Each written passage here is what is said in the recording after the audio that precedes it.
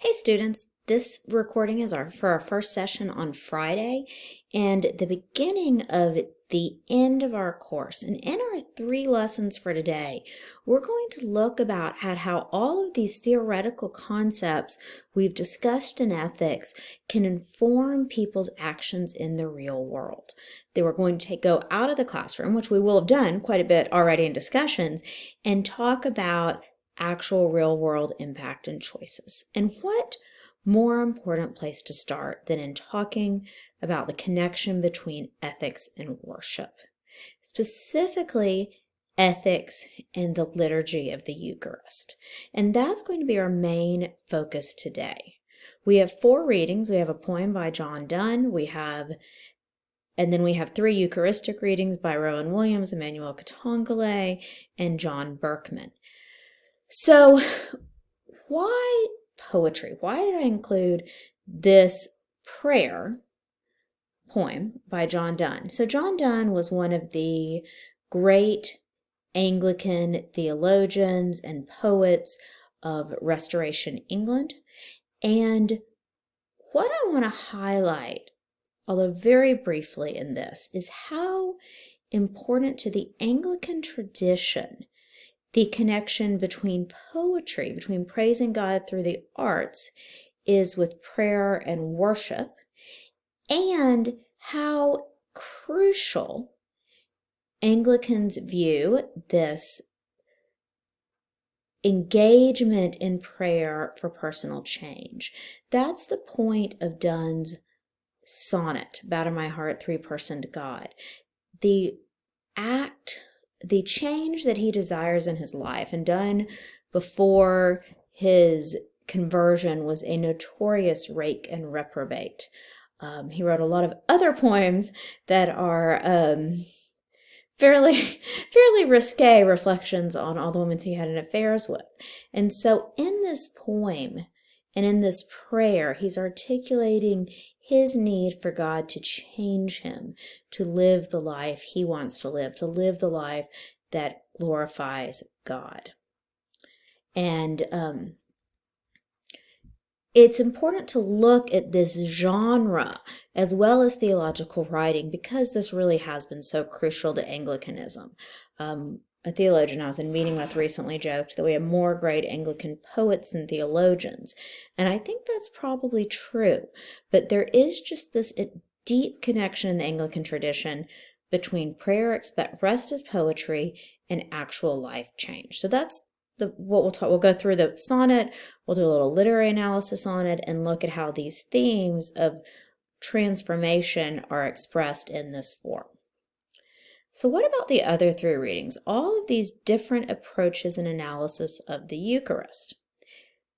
This connection between the Eucharist and change in the world is especially important in the high sacramental traditions. And by that I mean the traditions that believe that an actual change of some sort, and not necessarily defining how that happens, but an actual change occurs during the Eucharistic prayers to the elements on the altar, specifically Roman Catholics, Orthodox, and Anglo-Catholics. And there is an important connection between specifically this sacramental change and change in the person and change in the world. This isn't talked about as much, but this has been very well documented in the lives of the fathers of the Oxford movement. We spend a lot of time talking about their sacramentology, but we don't spend a lot of time talking about how their sacramentology related to their actual engagement in their communities. This was particularly because they didn't write about as much. They lived it. They were writing the theology, and all of them were going into the first generation of the fathers of the Oxford movement were going into parishes around Oxford, putting these high sacramental theological concepts into practice, and then transforming the parishes in response to these high sacramental theologies. So what did this look like? This was expressed in a conviction that you can't tell the people in your parish that Jesus Christ is present on the altar at the Eucharist without also telling them that they have an obligation to that they will be transformed by receiving Christ in them, and that they will go out and work to change the world. And what changing the world meant was some pretty radical social innovation. Many of the reflection and much of the reflection in the British Critic, going all the way up through William Temple, the great Anglo-Catholic Archbishop of Canterbury, was actually a reflection on Christian socialism, not Marxism, socialism. And this was articulated in somewhat revolutionary action to change the lives of people in response to the change brought into their lives by Christ. So what did this look like? Strong support of unions, agitation for a 6-day work week, which was crucial for working class people, removing pews from church because it brought a performative aspect of social segregation into church, a segregation that was antithetical to equal access to Christ on the altar. A focus on parishes serving as social safety nets, a belief that being in the parish meant not only that you received spiritual sustenance, but that you received concrete financial assistance. So, in Sarah Coakley's word, the Anglican theologian Sarah Coakley's words, the parish was the center for prayer. The parish was about place, prayer, and the poor.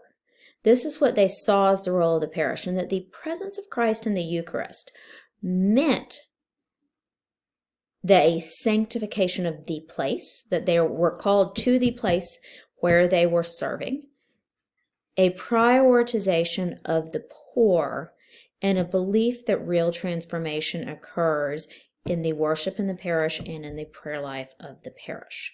So worship is not separate in the Anglo-Catholic tradition from social engagement. Rather, it demands social engagement. And this is demonstrated in 3 different ways in the articles we have for today. In the Rowan Williams article, one of the key focuses is this idea that in the Eucharist we encounter our identity as guest. And what being a guest means is that we are then taught how to invite others in as guests along with us. We understand the contingent nature of our relationship to God. And because we understand that our relationship to God is contingent, not guaranteed due to our social status or our wealth or our gender or our success in the world, but radically contingent on God's mercy and God's hospitality and God's promise to be present to us in the Eucharist, we are therefore obligated to offer that to others, to invite them as guests in the same way that we are to God's table. So this transforms, this acknowledgement of our own contingency in our relationship with Christ transforms our relationship with others. And we can spend more time just kind of talking about this theology of the Eucharist that Williams works out and its connection with transformation. The other 2 articles I included because they're very specific analysis of parts of the Eucharistic liturgy and draw very clear connections to ways in which the Eucharist should transform problematic aspects of our own culture. So Berkman talks about the connection between penitence, our prayer of penitence, and how we need to think about punishment, specifically criminal justice. What does this prayer of penitence that we pray every time we receive God's body and blood mean for what we should work for transformations in the justice system? Emmanuel Katongole is an African priest who teaches at Notre Dame.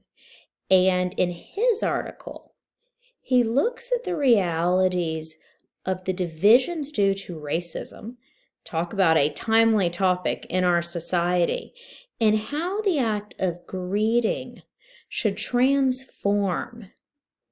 Greeting each other during the Mass, passing the peace, should destroy these barriers, including those due to racism, in our society. Lest you think that this is overreacting, I will tell you that in my home parish in Dallas, Texas, some of my friends who are Black, when they first started coming to this parish, in 2008, so 12 years ago, had people who would routinely refuse to shake their hands during the peace, who would look past them. And so the peace is a radical space for either reconciliation or reinscribing brokenness. And so one of the things I want us to do in class, you can start thinking about this, is looking at all the elements of the liturgy and following on the model given us by Berkman and Katongole, reflecting on what they might call us to do as far as ethical action in the world. How should the transformation that we experience in Christ, this infusion of the theological virtues through our encounter with Christ in the Eucharist, what does this do to transform our interaction in the world, and what areas might this show up? So bring your prayer books, because we're going to spend some time working through this.